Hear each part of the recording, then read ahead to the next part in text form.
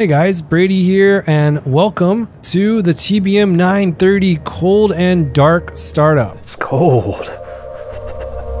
And it's dark.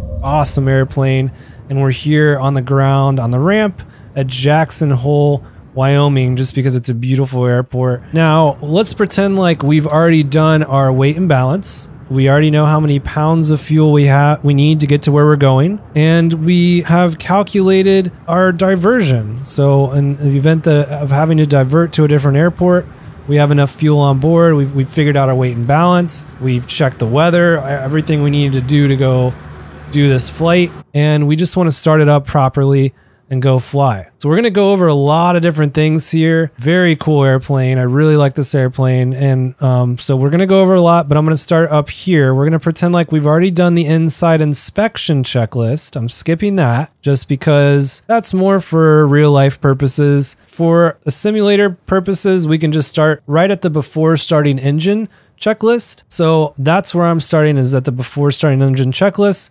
We're going to move this crash bar up first. Turn the source to battery, generator onto main. Then we're going to come check out our lights. The G3000 Garmin is going to start cycling.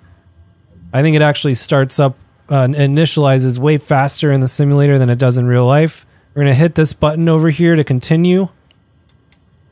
Now we're going to test our lights. Oh, didn't mean to turn that on. And as you push this down, you'll see everything lighting up. System test. Okay. Needs to be tested.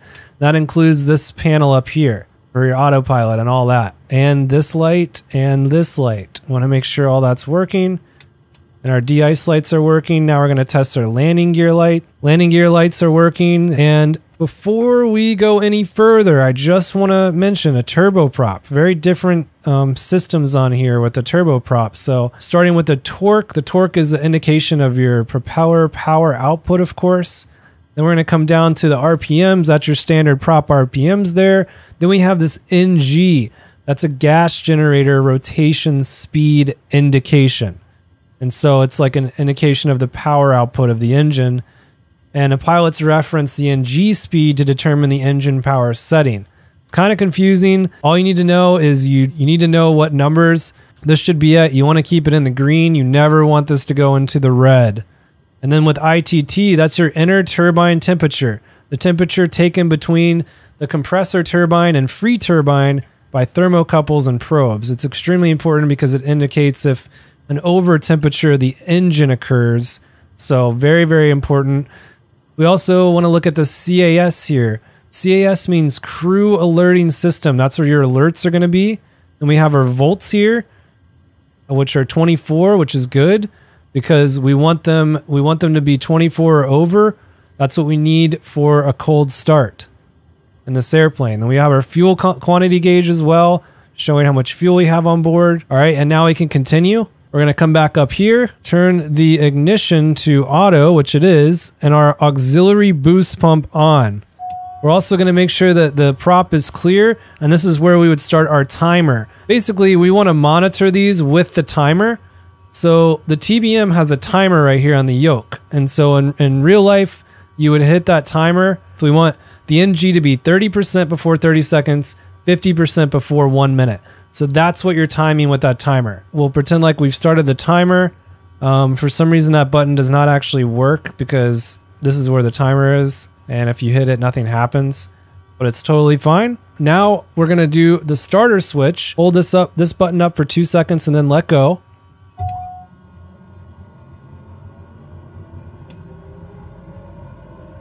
All right. Now we need to go down to the NG.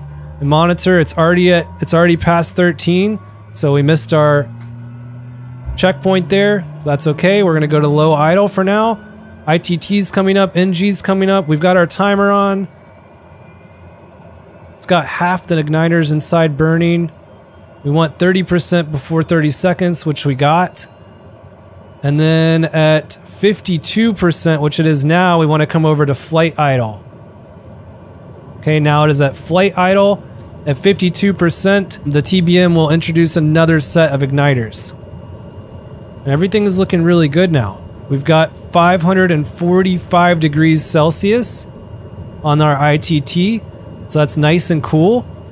And then we want to monitor our engine pressure, our oil pressure and oil temperature. And now the auxiliary boost pump is going to go into auto. Okay, so that's going to go to auto, and we're going to come down and turn our bleed over here to auto. That's going to make the right pressurization for our altitude in this airplane, because this airplane can go all the way up to 31,000 feet. There's also a way to like sync your weight and balance in here, but I don't really know how to do that. I don't know if that's working on the simulator. And then also in real life, you would want to keep your software up to date for the G3000. You need to make sure you have the most current software for your data cards. These master cautions are going to come on, but that's totally fine. Just go ahead and you're going to have to basically just acknowledge that master caution. The other thing we're going to want to do here is turn the inertial separator on. And let's talk about what that is. That is a filtration system for the engine to make sure that nothing gets in there and hurts your engine. So it's very important that we turn that inertial separator on. It'll take about 30 or 40 seconds to come up to actually turn on. Once it turns on, you'll have something pop up here under your alerting system to tell you that it's on. So let's go ahead and wait for that to come on.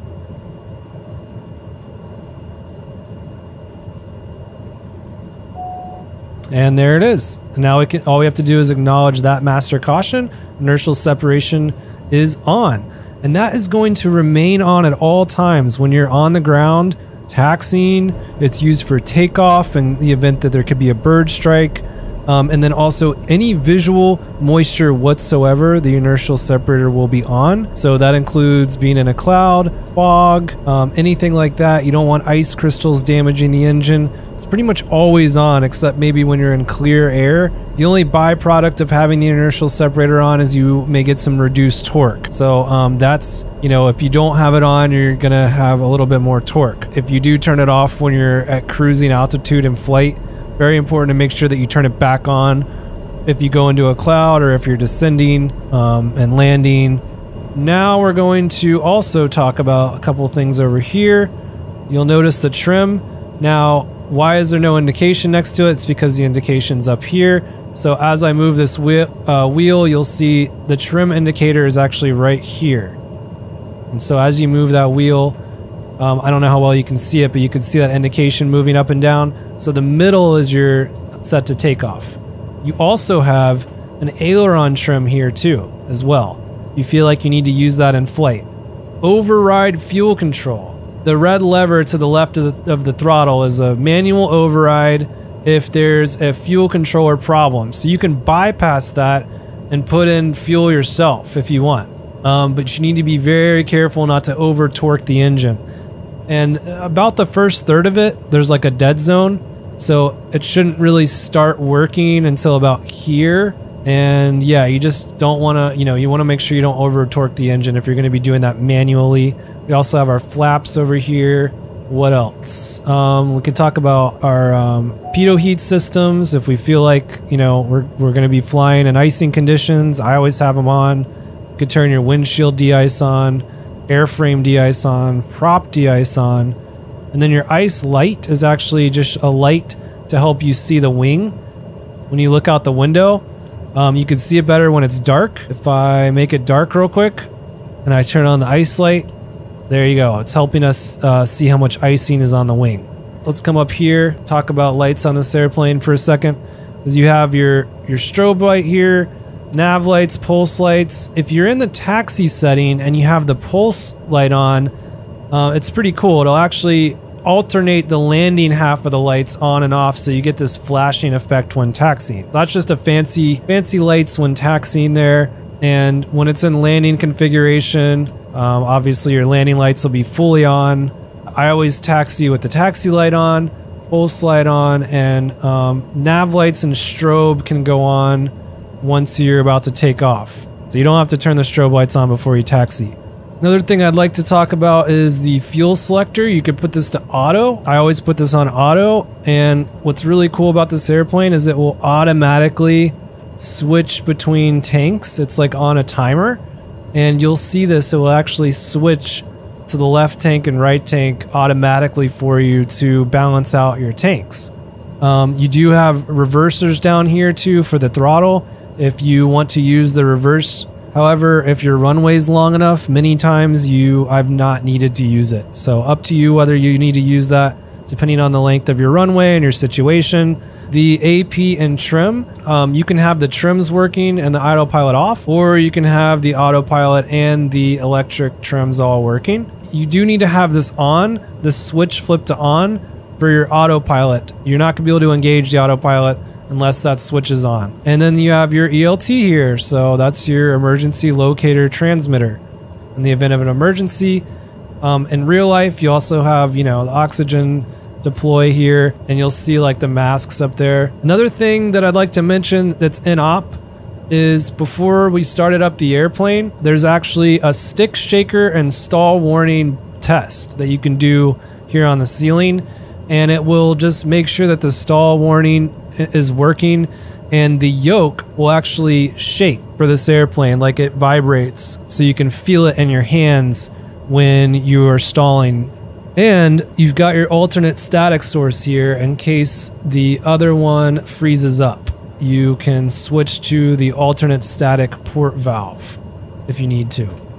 And then the emergency ram air, that's if you are in an emergency and you need to get air into the airplane from the outside as quickly as possible. You can also plug in your phone over here if you want to listen to music. This is all stuff that you can't really do in the simulator, but you would do in a real TBM. You've got the backup attitude indicator here, and so you can use that as a backup. If you change the barometric pressure, this button is changing it for here. If you want to change the barometric pressure here, then you need to use it on this button. So you really just want to keep those synced up. If you're going to change the barometric pressure here, you want to change it, make sure that it's the same up here. Other than that, I'll just go over this real quick with the PFD settings on this airplane. I always go to PFD settings. I go to other PFD settings and turn the wind on option 3. So really nice there. Now it's showing the wind coming out at 245 at 10 knots. And then the other thing I like on here is you can turn your bearing 1 on here, or bearing 2 data, or even GPS or ADF. So you can use those two on the screen to type in your comms. You have your comms here, you have your transponder here. So you go to audio and radios if you want to do a VOR. You want to put in a navigation frequency, it's all touchscreen. So you could just put in your frequency here, then you hit transfer to make it active. Now that's active under nav 1. So when you get data, it will show up here, and it will also have DME data for you. This is G3000, so you can just use it like you would on a G3000. You can do a direct to, you can do flight plan, procedures. You also have speed bugs here. If you want to turn your speed bugs on, you could turn on like VX, VY, and that will make those show up here under your airspeed indication. They will have markers here when you get to that speed. When you actually get to that speed bug, it will show up there. So really fun airplane to fly. We're pretty much ready to go. At this point, you can come down to your PFD, MFD, get all that figured out your autopilot. It's cool that it's got a half bank mode. Half bank mode should automatically come on once you're at a high enough altitude. That keeps the airplane from turning too much at high altitudes, and it's just safer basically to do more gradual turns. Yaw damper you want on after you take off. So after you take off, that's when you're going to turn the yaw damper on. And then one final thing, coming back up here, the ignition. If you're in a lot of turbulence or icing, you might want to put the ignition into the on mode. Now what that's going to do is it's basically going to keep those igniters, they're going to keep firing like a gas grill, like tick, tick, tick, tick, tick, tick, tick, just like when you're starting a gas grill. But normally the flame in the engine is self-sustaining, so you could just leave it on auto mode. And I'll leave you with this. Turboprops, they generally have more power than piston engines, so they tend to outperform turbocharged piston airplanes at most altitudes. But it is important for you to know, however, that turboprop airplane performance decreases with increases in density altitude. So just remember that. You ready to start your taxi? Get out there and fly safe, have fun. That's a cold and dark startup.